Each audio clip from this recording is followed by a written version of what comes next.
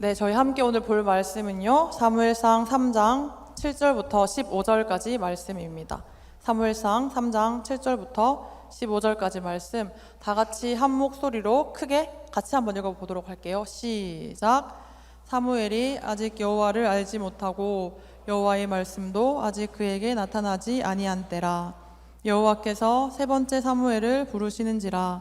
그가 일어나 엘리에게로 가서 이르되 당신이 나를 부르셨기로 내가 여기 있나이다 하니 엘리가 여호와께서 이 아이를 부르신 줄을 깨닫고 엘리가 사무엘에게 이르되 가서 누웠다가 그가 너를 부르시거든 내가 말하기를 여호와여 말씀하옵소서 주의 종이 듣겠나이다 하라 하니 이에 사무엘이 가서 자기 처소에 누우니라. 여호와께서 임하여 서서 전과 같이 사무엘아 사무엘아 부르시는지라. 사무엘이 이르되 말씀하옵소서 주의 종이 듣겠나이다 하니 여호와께서 사무엘에게 이르시되 보라 내가 이스라엘 중에 한 일을 행하리니 그것을 듣는 자마다 두 귀가 울리리라. 내가 엘리의 집에 대하여 말한 것을 처음부터 끝까지 그날에 그에게 다 이루리라. 내가 그의 집을 영원토록 심판하겠다고 그에게 말한 것은 그가 아는 죄악 때문이니 이는 그가 자기의 아들들이 저주를 자청하되 금하지 아니하였음이니라. 그러므로 내가 엘리의 집에 대하여 맹세하기를 엘리 집의 죄악은 제물로나 예물로나 영원히 속죄함을 받지 못하리라 하였노라 하셨더라. 사무엘이 아침까지 누웠다가 여호와의 집의 문을 열었으나 그 이상을 엘리에게 알리게 하기를 두려워하더니. 아멘. 여러분 한 주간 잘 지내셨나요? 지난주에 목금토일 매일 보다가 한 2, 3일 안 보니까 굉장히 오랜만에 보는 것 같더라고요. 수요일 저희 군모임 때 했는데 저는 이번 한 주간 일본 선교 준비로 굉장히 정신 없었습니다. 특히 내일 있을 바자회 때문에 더 그랬던 것 같은데요. 저희가 이제 제가 일본을 가게 되는데 일본 팀이 만들게 되는 것은 약과 아이스크림과 김치전입니다. 홍보하는 거 맞습니다. 네, 여러분 근데 김치전을 제가 되게 좋아하거든요. 제가 좋아해서 사실 김치전을 하는 것도 있는데 예산을 세워보니까 김치가 상당히 비싸요. 그래서 이 비싼 김치를 사서 김치전을 만들면 한 판에 거의 2만 원에 팔아야 되는데 여러분이 2만 원에 사 먹겠습니까? 안 사 먹겠죠. 그래서 생각한 끝에 저희가 엄마를 불렀습니다. 영상 한번 볼까요? 토요일까지요. 토요일 아침까지. 오늘 서둘러야 돼. 토요일날 모든 주 한성교회로 보내주세요. 내가 주소 찍어줄게. 근처 보내주는 거죠? 주를 위해 쓰겠습니다.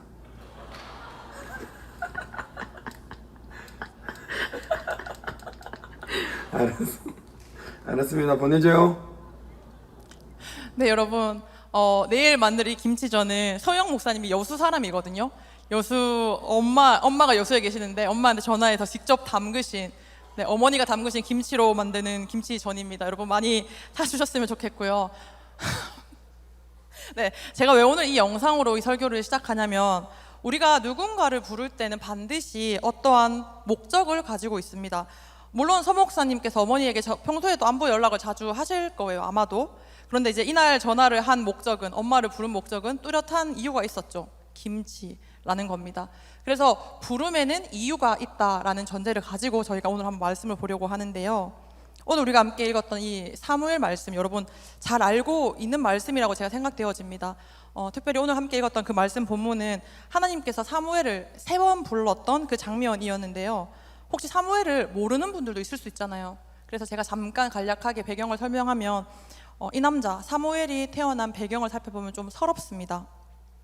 엘가나라고 하는 남자에게 두 아내가 있었어요. 한나와 두 번째 부인인 이제 브닌나인데요. 이 엘가나라는 남자에게 두 아내, 첫 번째 부인 한나가 자식을 낳지 못하는 여자였습니다.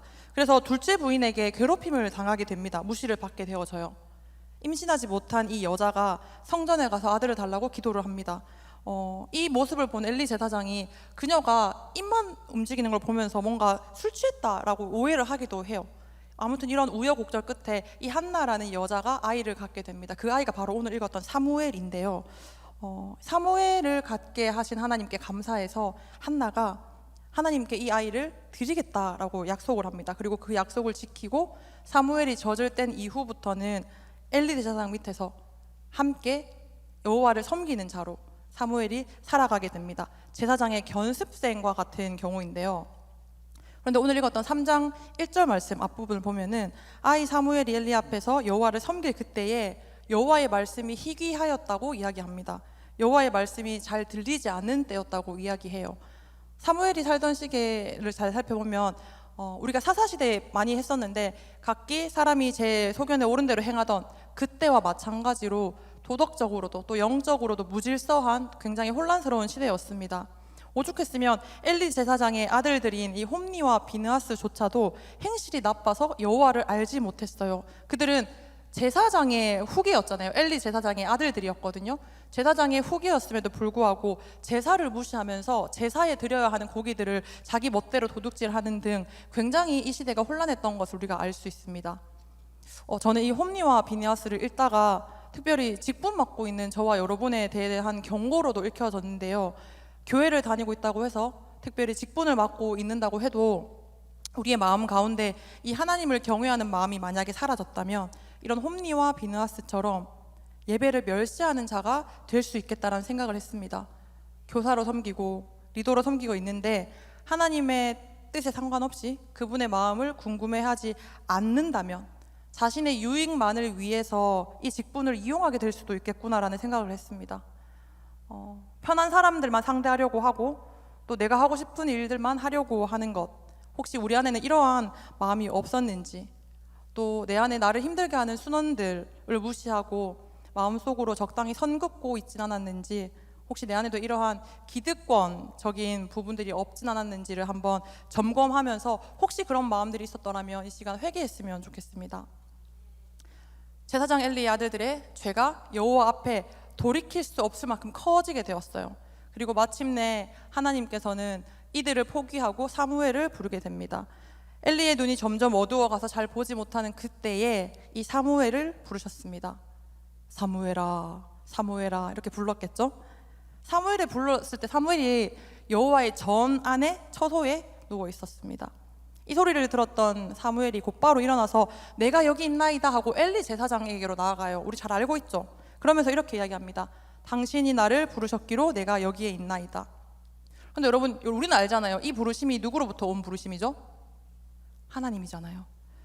당연히 엘리 제사장은 자기가 안 불렀으니까 사무엘에게 가서 다시 자라고 이야기를 합니다. 그래서 사무엘은 다시 누워서 자기 시작해요. 그런데 그때 또 음성이 들립니다. 사무엘아. 다시 이 사무엘은 엘리 제사장에게로 갑니다. 여전히 엘리가 부른 게 아니죠.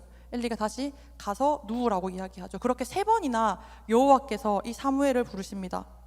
그런데 이 사무엘은 자신을 부르는 그 음성이 하나님의 음성인 것을 몰랐어요. 그래서 계속해서 제사장에게 가서 그 엘리에게 가서 당신이 나를 부르셨기로 내가 여기에 있나이다 하고 대답을 하게 되어지는 겁니다. 여러분, 사무엘처럼 우리가 지금 다 같이 이 여호와의 전에 교회에 있잖아요. 그런데 우리가 교회에서 예배를 드리고 있어도 여호와의 음성, 하나님의 음성을 잘 분별 못할 수도 있습니다. 왜요? 알긴 아는데 경험이 없어서요. 우리가 설교 말씀도 많이 듣고 또 개인적으로 성경도 읽고 그렇게 영적인 생활들을 하고 있지만 하나님에 대한 지식은 우리가 가지고 있는데 하나님과의 인격적인 경험이 없기 때문에 여호와가 말씀하시는 것들을 잘 분별하지 못한다는 겁니다. 이 사무엘도 그랬던 것 같아요. 사무엘이 아직 여호와를 알지 못하고 말씀이 그에게 나타나지 않았을 때에 라고 성경에 기록이 되어 있거든요. 사무엘은 여호와 전에 살면서 수없이 많은 말씀을 들었겠죠. 당연히 하나님이 살아 계신다라는 것도 당연히 들었겠죠. 그런데 아직 여호와를 알지 못했다는 겁니다. 아직 그 말씀이 사무엘에게 나타나지 않았기 때문에 사무엘은 이 음성을 들었지만 그 음성이 정확하게 어디에서 누구로부터 오는 말씀인지를 아직 깨닫지 못한 상태였던 것 같아요. 우리 사무엘상 3장 8절 9절 한번 한 목소리를 읽어볼까요? 시작.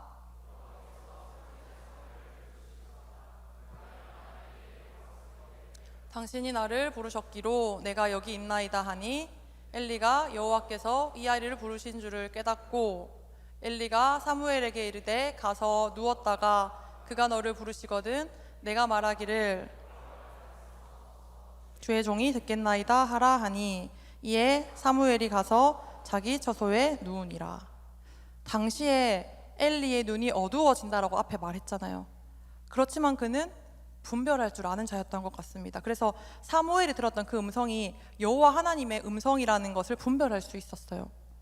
여러분, 그래서 우리가 이 여호와의 전에 거하는 것, 즉 예배 공동체 가운데 거하는 것이 참 중요합니다. 만약에 사무엘이 혼자 있었더라면 자신에게 들려오는 이 음성이 누구로부터 오는 음성인지를 알려줄 사람이 없었을 거예요. 근데 우리에게도 이러한 동역자가 있습니까? 우리가 동역자가 필요한 이유, 영적 멘토도 필요하고 공동체도 필요한 이유가 바로 이것입니다. 수련회를 이후에 제가 여러 가지 간증들, 이야기들을 많이 들었는데 저희 군에 제 얘기를 허락받았는지 기억이 안 나는데 저희 군에 여자친구를 따라서 교회를 오기 시작했다가 예배를 곧잘 나오고 있는 한 청년이 있는데요. 이번에 저희가 조장을 세우면서 누구를 조장으로 세울까 하다가 이 청년이 참 성실해요. 그리고 되게 진실돼서 이 친구를 한번 조장으로 세워봐야겠다라고 하고 이제 맡겼는데 아니나 다를까 되게 열심히 조장을 하더라고요. 그런데 이 친구가 저한테 나중에 얘기해 줬는데 너무나 많은 그 설교에도 은혜가 있었는데 마지막 날 밤에 자기가 다른 팀의 형들이랑 같이 방을 썼는데 그 형들이 간증을 해줬는데 그 간증이 너무 감동적이었다는 거예요. 그 간증들을 들으면서 형들이 어떻게 하나님을 만났고 어떻게 변화되었는지를 들으면서 나는 아직까지 하나님을 완전하게 경험하지 못했지만 정말 하나님을 경험하고 싶다라는 소망이 생겼다는 겁니다. 여러분, 공동체는요, 동역자는요, 이러한 능력이 있습니다. 나의 영적 상태를 바르게 진단해 줄 뿐만 아니라 그냥 그 상태에 머무르게 하는 것이 아니라 우리가 더 하나님과 가까워질 수 있는 기대감과 소망감을 주는 것이 바로 공동체인 줄 믿습니다. 그런 아름다운 영향력 있는 공동체가 우리 뉴액션인 줄 믿습니다. 드디어 사무엘이 자신을 부르는 이 목소리가 하나님으로부터 온 것인 것을 알게 되었습니다. 엘리 제사장이 알려주었잖아요. 여러분, 우리가 지금 당장 이 여호와의 말씀이 잘 안 들린다고 해도 혹시라도 하나님의 뜻이 잘 분별되어지지 않는다고 해도 우리가 계속해서 예배를 멈추지 않아야 할 이유가 바로 여기에 있습니다. 사무엘이 여호와의 전에 계속 있었잖아요.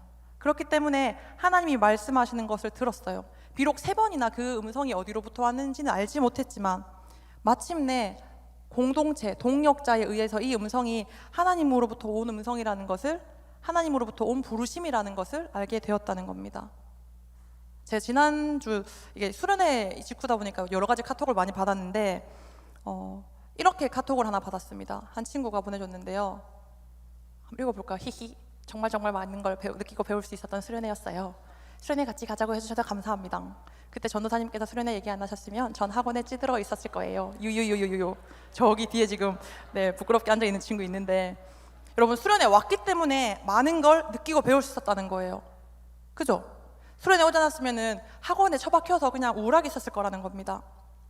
이 친구가 저한테 수련회 같이 가자고 해줘서 고맙다고 얘기했는데 저는 오히려 이 친구가 제가 가자고 이야기했을 때 고민하면서라도 신청해 준 게 너무 고맙더라고요. 여러분, 말씀을 들으면 저렇게 변화합니다. 이 친구가 원래 수련회 전혀 갈 생각이 없었는데 수련회 한번 결단해서 갔더니 저렇게 지금 홀스에 앉아 있는 게 정말 놀라울 정도로 그렇게 됐는데, 부르심, 하나님의 부르심은 말씀 가운데, 이 예배 가운데 있을 줄 믿습니다. 뭐라도 느끼고 깨닫기 위해서는 말씀을 들어야 돼요. 말씀의 현장 가운데 있어야지 그 말씀이 들린다는 겁니다. 혹시 여러분 주변에 예배드리기를 주저하는 순원들, 친구들이 있다면 이 말씀의 현장으로 예배 가운데 초청했으면 좋겠어요. 믿음은 들음에서 나며 들음은 그리스도의 말씀으로 말미암는 줄 믿습니다.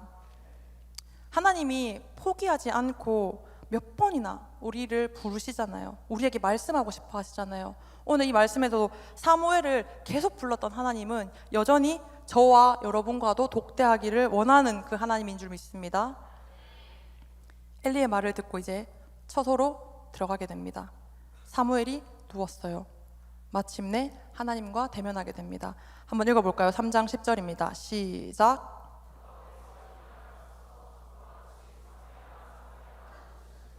사무엘이 이르되 말씀하옵소서, 주의 종이 듣겠나이다 하니. 여러분, 주님과의 인격적인 만남, 체험이 드디어 시작됐습니다. 혹시 수련회 때 하나님을 경험했습니까? 하나님과의 인격적인 만남이 시작되었나요? 정확히 하나님을 만났을까라는 그 질문에는 대답하지 못하더라도 무언가 마음의 결단은 있었을 것 같은데요. 특별히 이번 수련회 피드백을 받아보니까 기도회 시간이 짧았다라는 이야기가 참 많이 들리더라고요. 여러분도 짧게 느껴졌나요? 몇 명 없네요.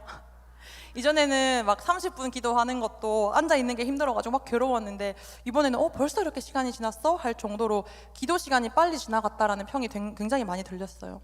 저는 이게 우리 UX가 영적인 성장을 경험하고 있는 중이라고 믿습니다. 우리 UX가 잘하고 있는 것 같아 참 감사합니다. 여러분, 예배 가운데 하나님의 부르심을 확인했습니까? 이제 정말로 흔들리지 않을 것 같나요? 바르게 살 수 있을 것 같나요? 수련회가 일주일 정도 지났는데 여러분의 삶은 지금 어떤가요? 제가 저도 수련회 버프가 있나 봐요. 그래서 수련회 끝나고 월요일이 됐는데 보통 제 월요일의 스케줄은 자다가 일어나서 3시쯤에 밥 먹고 또 자다가 고양이랑 좀 놀다가 자다가 뭐 이러거든요, 사실 월요일에. 근데 이번 주 월요일은 너무 신기하게 아침부터 눈이 딱 떠져가지고 막 짐 챙겨가지고 카페 가서 막 설교 묵상하면서 운동도 갔어요. 헬스장 한 2-3주 만에 간 것 같은데 운동 갔다가 땀 흘리면서 막 뛰고 있는데 와, 땀 흘리는 나 멋져 이러면서 헬스를 했는데 그게 저는 수련회의 은혜 버프라고 생각이 들었거든요. 근데 당장 저는 다음 주도 이럴 거란 자신이 없습니다. 다음 주에도 제가 월요일에 헬스장을 갈까요? 글쎄요, 가지 않지 않을까 싶어요. 우리 잘 압니다. 여러분 이미 다 경험해서 이게 얼마 못 갈 거라는 거 저와 여러분 너무나 잘 알고 있습니다. 하나님의 임재 앞에서 누렸던 그 떨림과 전율, 그땐 너무 좋았는데 사실은 현실은, 삶은 그렇게 하지 못한다는 겁니다. 오늘 이 하나님을 인격적으로 경험하고 그분의 말씀을 직접 듣고 독대했잖아요, 사무엘이. 근데 이 사무엘이 처한 현실이 어땠는지 한번 볼까요? 15절 말씀 같이 읽겠습니다. 시작. 그 이상을 여러분, 하나님이 사무엘을 불렀던 거 맞죠? 3번이나 부르셨죠? 그래서 하나님께서 그에게 하셨던 말씀은요, 그가 기대했던 것과는 너무 다른 이야기였습니다. 아까 그 서목사님 이야기하면서 제가 부름에는 이유가 있다라고 이야기했잖아요. 하나님의 부르심에는 이유가 있습니다. 사무엘을 향한 하나님의 부르심에도 반드시 이유가 있었어요. 근데 그 이유가 사무엘이 생각했던 것과는 너무 달랐어요. 사무엘이 하나님께로부터 들었던 그 말은 뭐냐면 하나님이 그 엘리의 아들들이 죄악을 행했던 걸 아셨잖아요. 그래서 엘리의 집을 심판하겠다, 그것도 영원토록 심판하겠다라고 말씀하셨습니다. 엘리의 그 집이 어떠한 제물로나 예물로도 용서받지 못할 완전한 죄악을 행하였기 때문에 이제 그 집은 멸망할 것이다 라는 이야기를 이 사무엘이 하나님이 3번을 부른 끝에 말씀을 들었던 거예요. 사무엘이 들었던 말씀, 그 부르심 끝에 사무엘이 들었던 그 말씀이 자신의 영적 멘토였던 이 엘리 집안이 망할 것이다 라는 이야기였던 거잖아요. 이 엘리가 누굽니까? 자신을 어릴 때부터 가르치고 길러줬던 영적 멘토예요. 그죠? 심지어 이 부르심이 누구로부터 온 것인지를 알려준 분이잖아요. 굉장히 스승님 아닙니까? 근데 그 엘리의 집에 재앙이 임할 것이라는, 그것도 피할 수 없는 재앙이 임할 것이다라는 그 사실이 지금 사무엘에게 알려진 겁니다. 그리고 그거를 지금 사무엘은 엘리에게 말해야 되는 입장에 선 거죠. 제가 오늘 말씀 3장을 계속 묵상하면서 사무엘이 처해 있는 현실이 우리의 신앙 여정이랑 참 비슷하다라는 생각이 들더라고요. 그래서 표로 한번 정리를 해봤는데요. 표가 혹시 있을까요? 하나님이 택하셨어요. 그런데 하나님을 알지 못했어요, 사무엘이. 그죠? 하나님의 음성을 들었어요, 사무엘이. 그런데 분별하지 못했어요. 그리고 마침내 하나님을 인격적으로 경험했어요. 이제 하나님의 부르심이 무엇인지를 발견했어요. 그런데 그 부르심이 나의 생각과는 다르다는 거죠. 이해하셨어요, 여러분? 아니, 하나님의 음성을 듣는 것까지 너무 좋다는 거예요. 이제 그 하나님이 부르신 뜻 그대로 내가 살겠다, 현실에 나아가서 해보겠다라고 얘기했는데 그게 우리가 생각한 이유와 너무 다르다는 겁니다. 우리 수련회 주제가 순종, 나를 보내소서였잖아요. 막 수련회 은혜 받았어요. 하나님 음성을 들었어요. 그래서 막 순종하려고 하나님 나를 보내주세요 라고 외쳤는데 현실은 내 생각과 다르다는 겁니다. 부르신 그 자리가 내 기대와는 다른 자리라는 거예요. 차라리 뭔가 비바람이 몰아치고 뭔가 환란이 온다면 주님 한 분 붙들며 살겠습니다. 믿음으로 순종하겠는데 당장 현실은 뭐 순교, 복음 선포 이런 게 아니라 뭔가 하나님이라고 말하기는 약간 다소 애매한 것들, 사소한 것들, 좀 치사해 보이는 것들 투성이 아닌가요? 직장 동료와의 불화, 같은 팀 리더들 간의 마음 상함, 내 일상은 여전히 바쁜데 말씀 묵상할 시간은 없음, 이런 나에게는 큰일인 것 같지만 사실 말하기 좀 사사로운 것들, 어떻게 해볼 수 없는 그런 것들이 아니냐는 겁니다. 얼마 전에 밤늦게 새가족 한 명이 저한테 카톡을 보내왔습니다. 고민이 있다고 카톡을 보냈는데요. 그 친구가 20살 꼬꼬마거든요. 보이시나요? 제가 읽어드릴까요? 안 보여요? 네? 네, 저도 안 보여서 지금. 전사님, 저 고민이 있습니다. 뭐 이런 내용이었는데, 룸메인 학교 친구가 있었다고 합니다. 그 친구가 학기 초에 자기를 뒷담화 했대요. 자기를 왕따를 시켰대요. 그래서 그 애가 용서가 안 되고 화가 나고 너무 미운데, 이 수련회 갔다 온 이후에 자꾸 마음에 그 성경 말씀이 떠오른대요. 네 이웃을 사랑하라. 그런 마음이 자꾸 떠오른대요. 그런 말씀이 떠오른다고 용서를 해야 되는 거냐고 물어보더라고요, 저한테. 여러분, 용서해야 됩니까? 저는 이 친구랑 카톡을 하면서 먼저는 이 친구가 드디어 성령님의 그 음성을 분별했구나, 그 성령님의 마음에 반응했구나라는 사실에 굉장히 감사했습니다. 우리는 종종 사소한 이런 마음을 되게 모른 척 하려는 경향들이 있거든요. 누군가를 미워하는 거 별로 크지 않잖아요. 내가 미워한지 뭐 그 친구를 때릴 거 아니니까 마음으로 미워하게 둔다는 겁니다. 딱히 용서할 생각까지도 두지 않는다는 겁니다. 그냥 놔둔다는 거예요. 왜? 사소하기 때문에. 이 친구의 상황도 그전과 별로 달라진 게 없었을 건데, 말씀을 듣고 은혜를 받았더니 이 마음속에 그 성령 하나님의 음성이 더 크게 들린다는 거예요. 이전이었으면 아마 이런 마음이 안 들었을 거예요. 들었더라도 그 친구가 너무 잘못한 거니까 그냥 놔뒀을 건데, 고민할 거리조차 아니었을 건데, 누군가를 미워하는 마음이 자꾸 불편해지고 그 성경에서 네 이웃을 사랑하라, 그것이 자꾸 떠오른다는 겁니다. 그러면서 정말 용서해야 되는 거냐라는 고민을 하는 거죠. 굉장히 예쁘고 귀하잖아요. 그런데 문제가 뭐냐면, 여러분 봐요. 이 친구가 왜 저한테 그 10시 넘어서 저한테 카톡을 했겠습니까? 은혜 받고 이제 주님 뜻대로 살겠다라고 다짐했으면 자동으로 용서가 되면 너무 좋잖아요.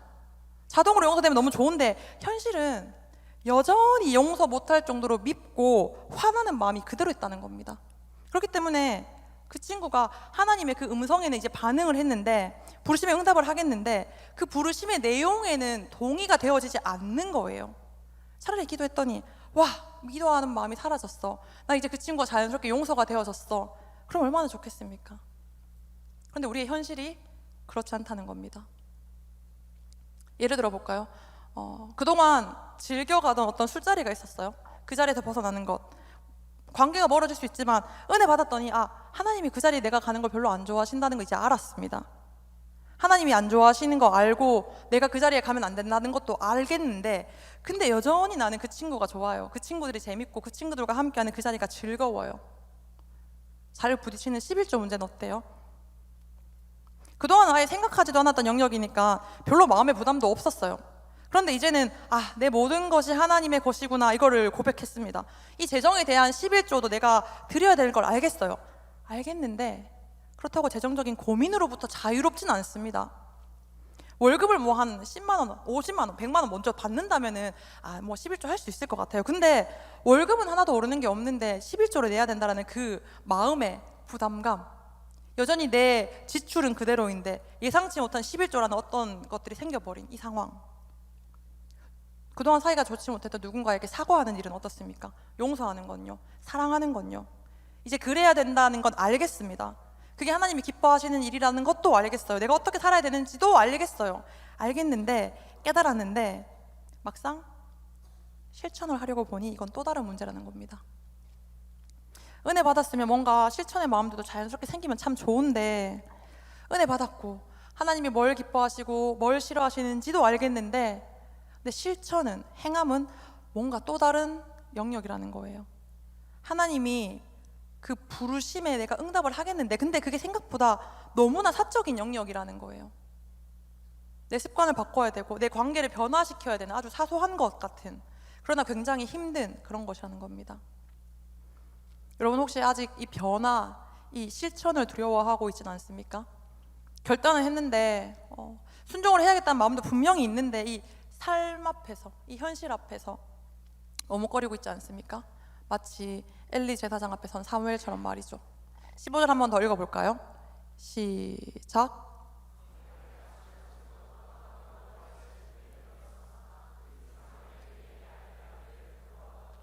이 성전 문을 열었다고, 여호와의 집을 문을 열었다고 얘기하잖아요. 이게 사무엘의 업무였던 것 같습니다. 사무엘은 원래 늘 하는 것처럼 일어나서 성전의 문을 열었어요. 어젯밤 그 꿈만 같았던 하나님과의 떨리는 만남이 이제 끝이 났습니다. 일상으로 돌아온 거예요.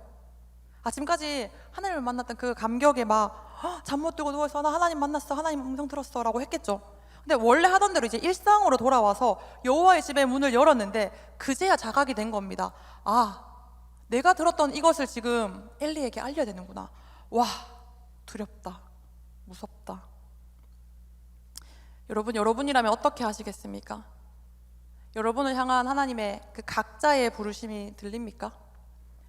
부르심에 응답해서 나아갔더니 하나님의 그 음성이 혹시라도 내가 생각했던 것과 좀 다르지 않습니까? 그 부르심의 내용에 순종할 수 없을지라도, 동의할 수 없을지라도, 내가 이해할 수 없는 그 부르심이라 할지라도 우리가 정말로 하나님이 부르신 그대로, 부르신 그만큼 순종하는 저와 여러분 되기를 간절히 소망합니다. 말씀을 정리합니다. 순례는 끝이 났습니다, 여러분. 이제는 삶이고 현실입니다. 오늘 설교 제목이 당신이 나를 부르셨기로인데요. 여러분은 하나님이 어디로 부르신 것 같습니까? 하나님이 여러분을 부르신 곳은 어디입니까? 그 부르신 이유는 무엇입니까? 하나님이 나를 부르셨다라는 것을 먼저 알아야 됩니다. 하나님의 음성이 들린다면 듣고 반응해야 합니다. 부르심에는 반드시 이유가 있는데 그 이유는 각자마다 다를 수가 있어요. 그리고 그 이유의 내용에는 내가 동의하고 싶어 하지 않는 내용일 수도 있어요. 그리고 그 부르신 내용에도 순종하려면 우리에게는 반드시 어떠한 대가가 필요합니다. 어쩌면 여러분, 하나님이 부르신 그 자리에서 여러분을 다 드려야 하는 일이 올지도 몰라요. 근심되지만 반드시 해야 될 일이 생길 수도 있고요. 내가 제일 하기 싫었던 일을 하나님 맡길 수도 있습니다. 그 부르신 곳이 직장일 수도 있고 가정일 수도 있고 어쩌면 내가 맡은 직분일 수도 있고요. 우리가 가게 될 선교지일 수도 있습니다. 복음서에 보면 예수님이 잡히기 전날 밤 뭐라고 하는지 기억하세요? 이르시되 아빠 아버지여, 아버지께는 모든 것이 가능하오니 이 잔을 내게서 옮기시옵소서. 이 잔을 내게서 옮기시옵소서였어요. 예수님도 하나님의 부르심이 뭔지 알았잖아요. 십자가에서 죽어야 된다는 걸 알았잖아요. 분명히 순종의 마음이 있으셨어요. 그런데 와, 나 십자가에 죽는 거 그 하나님이 나에게 원하는 그 순종인데 나도 너무너무 그러고 싶어, 이렇게 십자가에 매달리시는 게 아니라는 겁니다. 아빠 아버지요, 아버지는 모든 것이 가능하시잖아요. 저 십자가 너무 가고 싶지 않아요. 이 잔을 내게서 좀 옮겨주세요, 이런 마음이었다는 겁니다. 저는 예수님이 십자가를 기꺼이 지셨다고 생각하잖아요. 너무 쉽게 지셨다고 생각하잖아요. 그분도 하고 싶어 하지 않는 영역의 것들이었을 수 있어요. 그런데 그분이 실천으로 옮기셨습니다. 행동으로 보이셨습니다. 무엇을요? 그 순종을요. 예수님도 그 부르심의 내용 자체에 동의해서가 아니라 부르신 그 분에 동의해서, 부르신 그 분에게 동의해서 이 부르심에 순종한 거거든요. 여러분, 우리 앞에 놓여있는 현실은 어떤 두려움이 있습니까? 분명히 내 생각과는 다를 부르심일 겁니다. 결과를 알지 못할 어떠한 두려움일 수도 있어요. 그러나 그 부르심 앞에 우리가 부르신 내용이 아니라 부르신 그분에게 동의해서, 그분에게 순종해서 기꺼이 나아갔으면 좋겠습니다.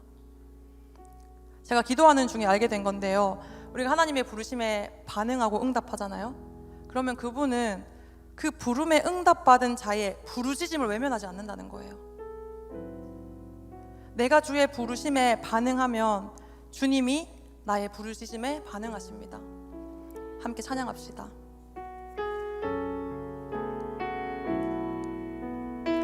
환난 가난과 고난, 환난 가난과 고난, 수고로움 속에도 성도는 금이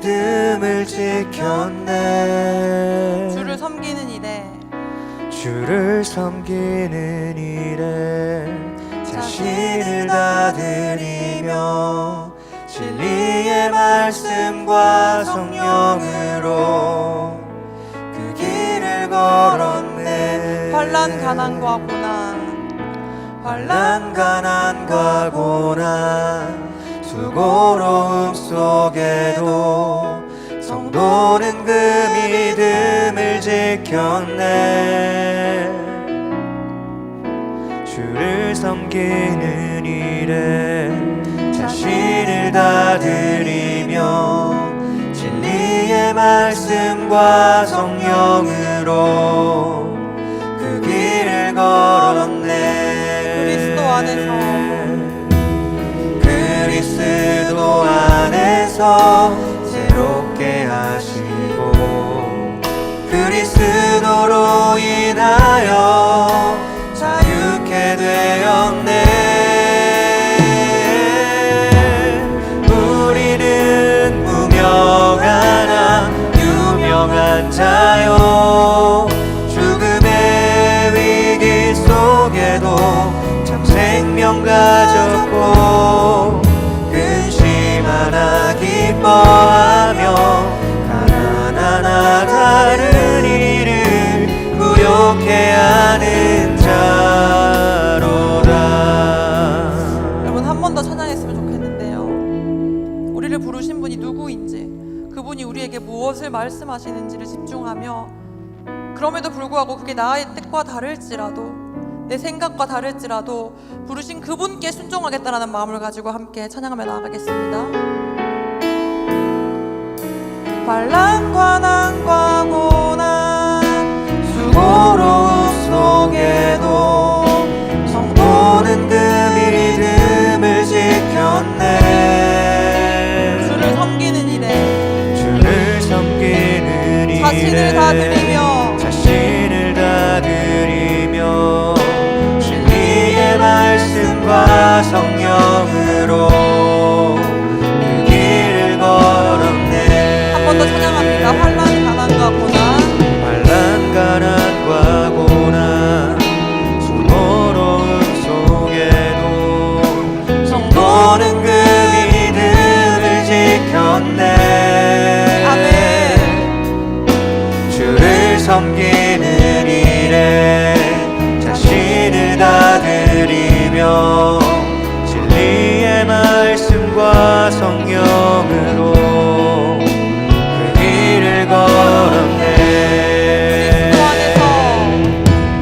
그리스도 안에서 새롭게 하시고 그리스도로 인하여 자유케 되었네. 우리는 무명하나 유명한 자요 죽음의 위기 속에도 참 생명 가졌고 근심 하나 기뻐하며 가난한 다른 이를 구욕해 하는 자로다. 우리는 무명하나 유명한 자요 죽음의 위기 속에도 참 생명 가졌고 근심 하나 기뻐하며 가난한 다른 이를 구욕해 하는 자로다. 우리는 무명하나 유명한 자요 죽음의 위기 속에도 참 생명 가졌고 근심 하나 기뻐하며 가난한 다른 이를 구욕해 하는 자로다. 여러분, 제가 사무엘을 묵상하면서 특별히 그 엘리 제사장에게 참 마음이 많이 갔는데요. 그는 당대에 하나님을 전하는 제사장의 직분을 맡았잖아요. 비록 사무엘을 부르시는 그 음성이 하나님의 음성이라는 분별력은 있을지라도 그는 지금 하나님과의 개인적인 관계가 끊어진 상태인 것 같습니다. 여러분, 혹시 우리 가운데 이런 사람이 있지 않습니까? 과거의 열심을 가진 채에 과거에 하나님을 만났던 그 영광만을 지닌 채 현재는 하나님과 전혀 인격적인 교제함 없이 그저 이 예배에 자라는 허울만 갖고 그 영광만을 지닌 채 있지는 않습니까? 여러분, 어젯밤의 은혜는 오늘을 살게 할 수 없습니다. 우리 시간 기도할 때에 주님, 우리가 과거의 영광에만 취해 있지 않고 지금 오늘 하나님의 음성을 듣길 원합니다. 주님, 제게 말씀하여 주시옵소서. 주님, 나를 지금 만나 주시옵소서. 과거의 만남에만 머무르는 인생이 아니라 매 순간 하나님의 음성을 듣는 제가 되기를 원합니다. 분별력으로만 만족하는 것이 아니라 인격적인 하나님과의 경험이 매일 내 삶 속에 이루어지도록 도와주시옵소서. 주님, 찾습니다. 주여!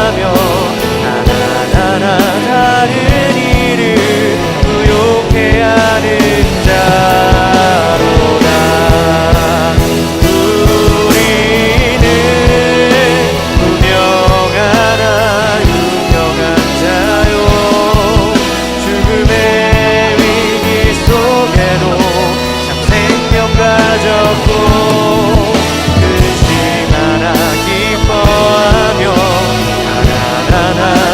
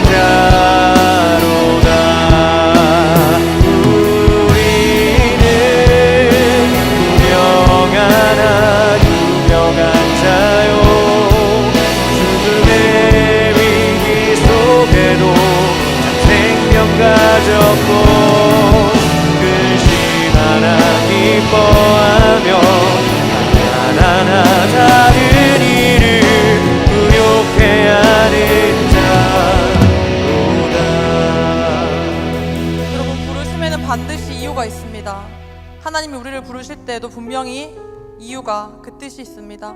그런데 문제는 하나님의 그 뜻이 내 예상과는 다를 수도 있다는 것에 있습니다. 하나님의 음성을 듣고 그분의 마음을 느꼈는데, 그래서 순종을 결단했는데 정작 그 부르심의 내용에는 동의가 안 될 수도 있습니다. 그게 얼마나 힘들면 예수님조차도 십자가를 앞두고 할 수만 있거든 이 잔을 내게서 옮겨달라고 그렇게 기도했겠습니까?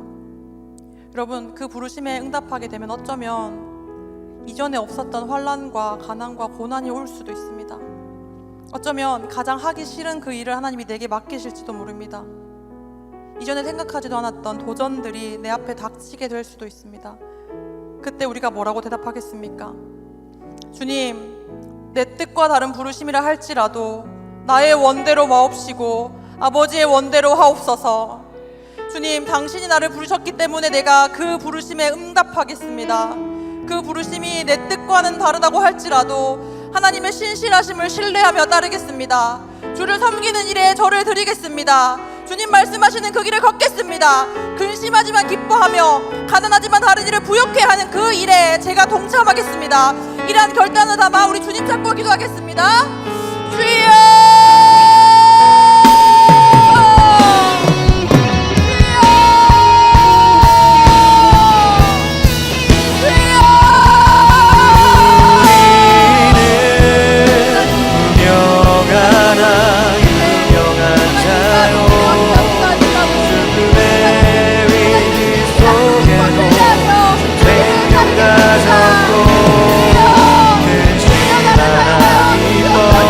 하나님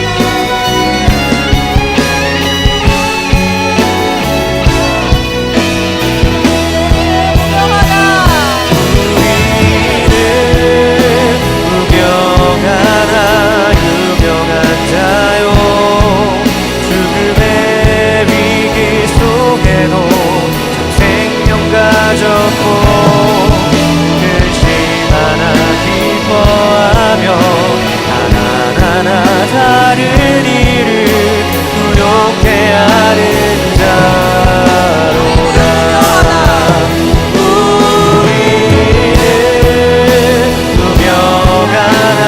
유명한 자요 죽음의 위기 속에도 참 생명 가졌고 근심 하나 기뻐하며 하나하나 다른 일을 부욕해 하는 자로다.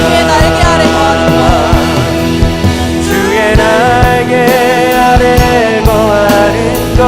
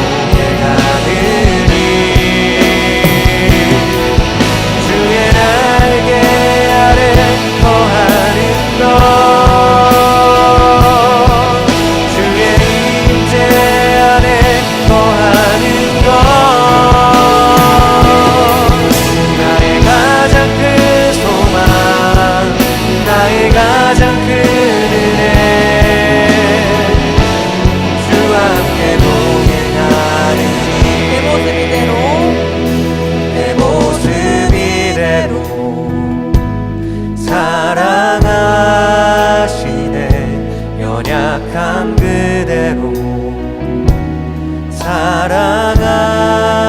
사랑하시네. 나의 모든 발걸음 주가 하시나니 날 인도하소서.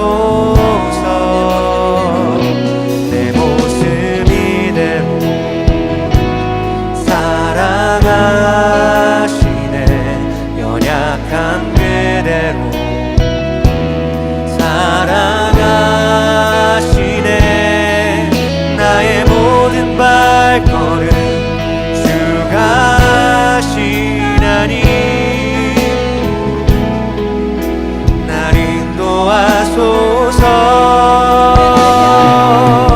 주의 날개 아래 거하는 것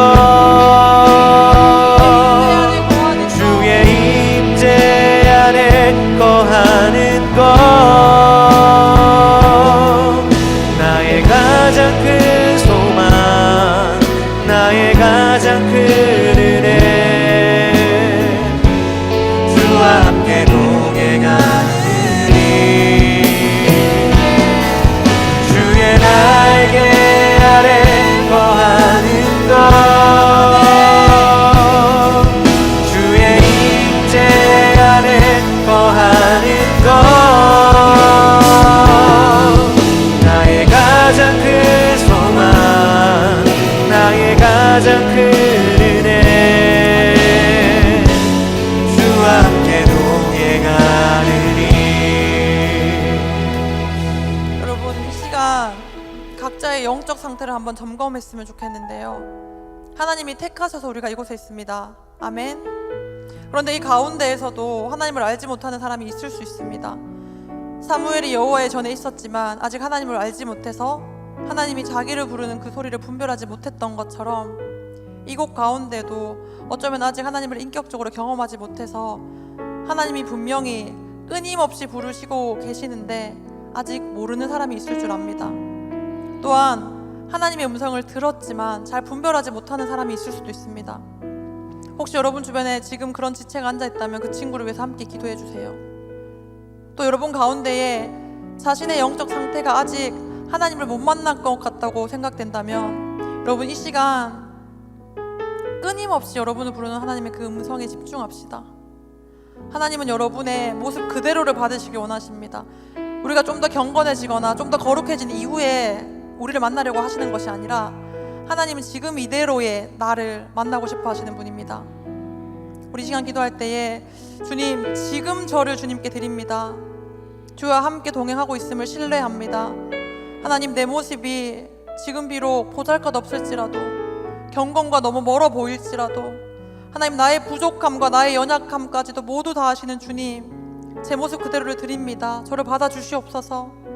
나의 어떠함이 아니라 예수님께서 이미 온전히 이루신 그 십자가 사랑으로 나를 받아주시옵소서. 우리 이런 기도 제목을 가지고 잠잠히 기도하겠습니다. 하나님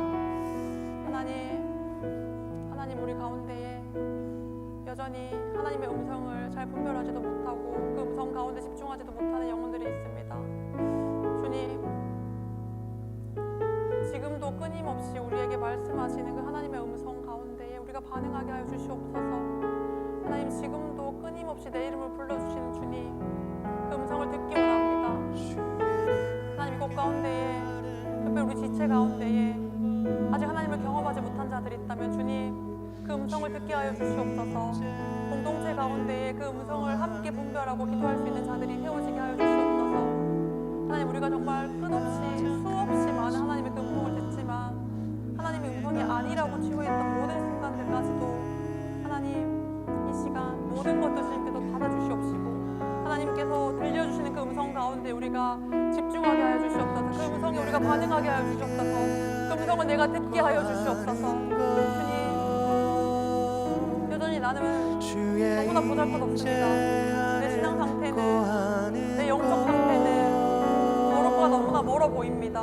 교회에 와서 그럴듯하게 앉아서 예배 드리고 있지만, 저는 하는 척하고 있지만, 찬양 부를 때 신나긴 하지만 하나님, 나는 지금 하나님과 인격적인 관계 가운데 멀어져 있습니다.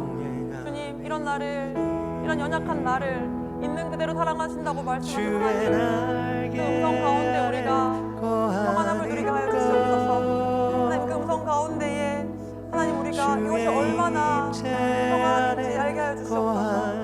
하나님 부어주시는 그 놀랍도록 풍성하신 그 안락함이 하나님, 이 시간 우리를 덮어주시옵소서. 하나님, 우리가 밟아놓은 저 박자 우리 힘으로 되어지지 않는 것도 너무나 잘 알고 있습니다. 하나님, 이 모습 이대로 하나님께 드리오니 주님, 나를 받아주시옵소서.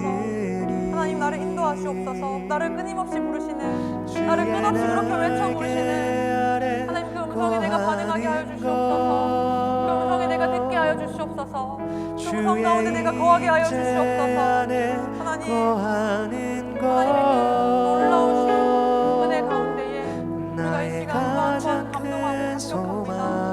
하나님, 불러주시는 대로 살아갈 수 있도록 도와주시옵소서.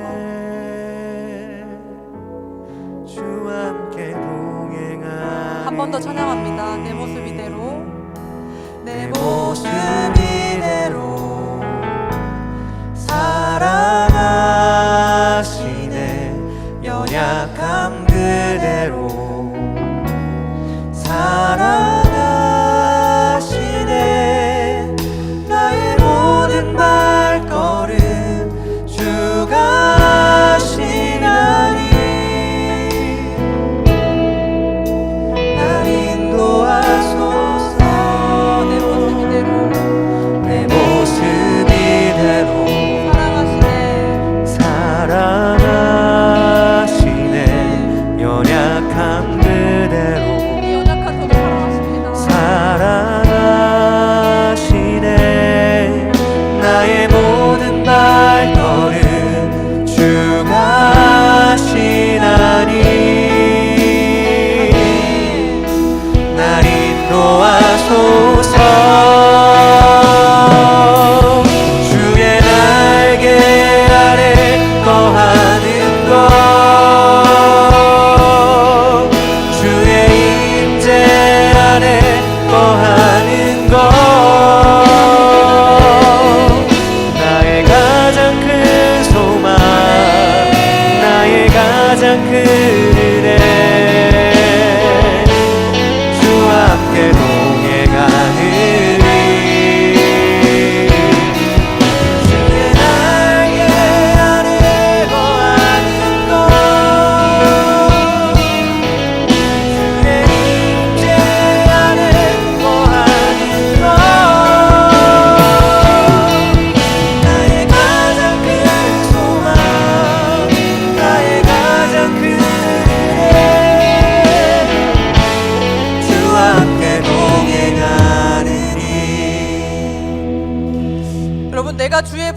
가능하면 주님이 나의 부르짖음에 응답하십니다. 믿으시길 축복합니다. 이 시간 우리 마지막으로 기도할 때에 주님이 나를 부르신 곳을 두고 기도합시다. 직장일 수도, 가정일 수도, 선교지일 수도 있습니다. 어쩌면 행정 리더단의 자리일 수도, 목양 리더단의 자리일 수도 있고요. 교사나 예배팀, 안내팀, 다양한 곳에서 하나님 우리를 부르셨습니다. 주님이 우리를 부르신 그곳에서 우리가 주를 부르짖겠습니다. 특별히 일본과 제주 땅 가운데서 주님, 우리의 부르짖음을 듣고 그곳 가운데 예배가 세워지게 도와주시옵소서. 내 삶 가운데에 주님 부르신 그곳에서 예배가 세워질 수 있도록 하나님 나의 부르짖음에 응답하여 주시옵소서. 우리 이런 기도 제목 가지고 마지막으로 주님 찾고 기도하겠습니다. 주여, 주여,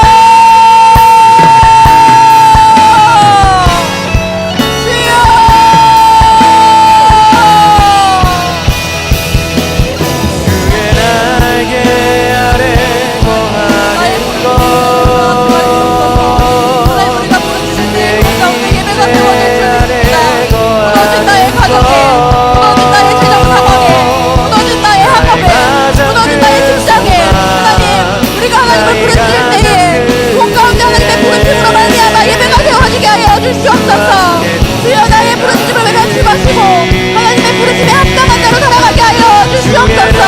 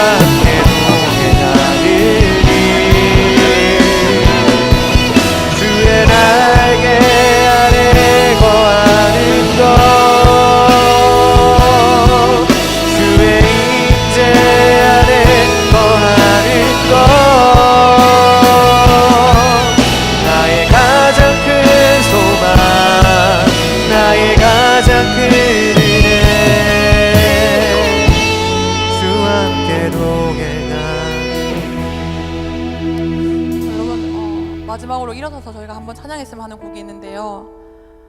하나님이 나를 부르신 그곳이 어떤 곳이냐면 우리 눈으로 보기에는 참 힘들지라도 그곳은 정말로 하나님이 우리에게 주신 곳입니다. 아름다운 곳입니다.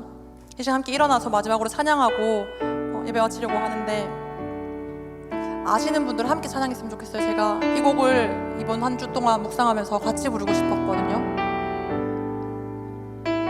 참 아름다운 곳이라 참 아름다운 곳이라 주님의 세계는 정말로 내가 나갔고 솔직할 수 있는 곳 조금이라도 내 은하 말할 수 없는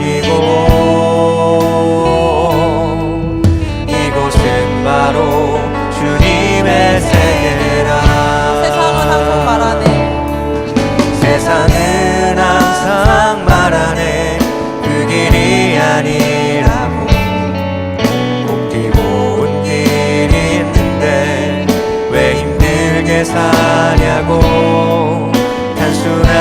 선택조차 내겐 버겁기만 한 곳.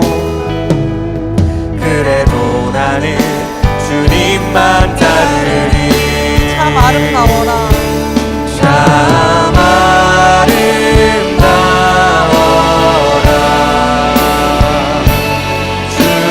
주님의 세계를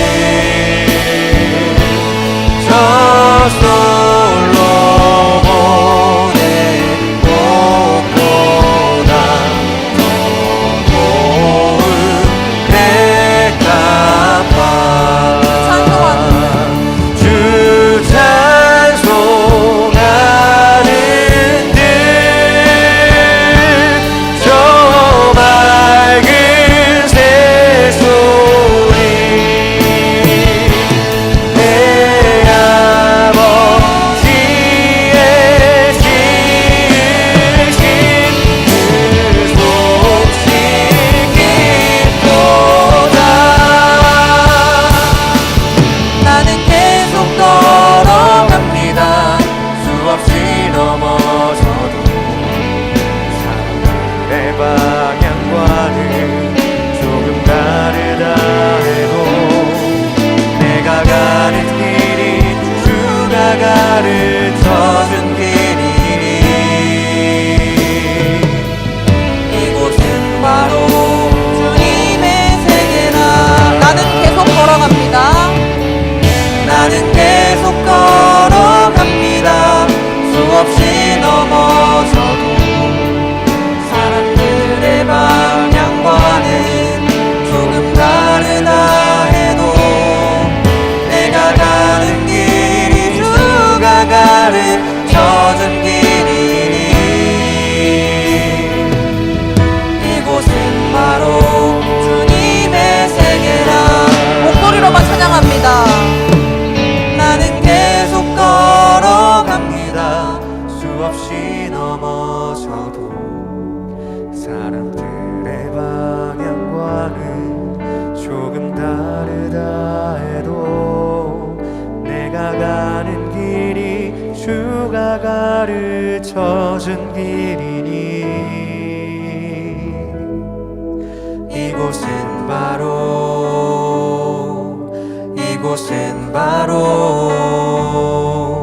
이곳은 바로 주님의 세계라. 기도하겠습니다. 하나님, 세상의 부름이 아니라 하나님의 부르심에 응답하길 원합니다.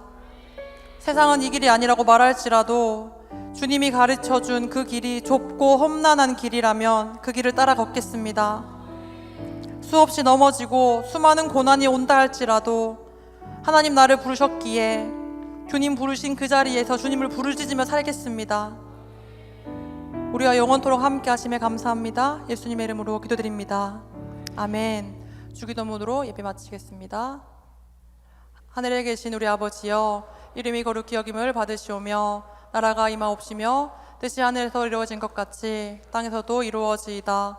오늘날 우리에게 일용할 양식을 주옵시고 우리가 우리에게 죄 지은 자를 사하여 준 것 같이 우리 죄를 사하여 주옵시고 우리를 시험에 들게 하지 마옵시고 다만 악에서 구하옵소서. 대개 나라와 권세와 영광이 아버지께 영원히 있사옵나이다. 아멘.